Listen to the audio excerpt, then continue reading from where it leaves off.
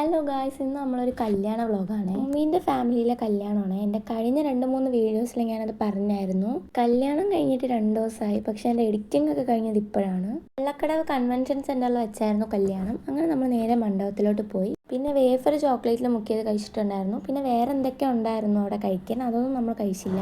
അതും കഴിച്ച് അവിടെ പോയപ്പോൾ പാട്ടിട്ടിട്ടുണ്ടായിരുന്നു. അങ്ങനെ ആ പാട്ടും കേട്ട് അവിടെ അങ്ങനെ ഇരുന്നു. അങ്ങനെ ആ പാട്ടും കേട്ടിരിക്കുമ്പോൾ എൻ്റെ അടുത്തോട്ട് ഒരു വാവ വന്ന് ചിരിച്ചോണ്ടാണ് എൻ്റെ അടുത്ത് വന്നത്. ഞാൻ വീഡിയോ എടുത്തപ്പോൾ അവൻ്റെ ചിരിയൊക്കെ അങ്ങ് മാറി. അങ്ങനെ ആ വാവയും കളിപ്പിച്ച് കഴിഞ്ഞപ്പോഴത്തേക്കും നമ്മുടെ ചെക്കൻ വന്നു ഗൈസ്. ചെക്കൻ വന്നു കഴിഞ്ഞപ്പോൾ പിന്നെ ആൾക്കൂട്ടവും ബഹളവും ഫോട്ടോ എടുപ്പൊക്കെ ആയിരുന്നു.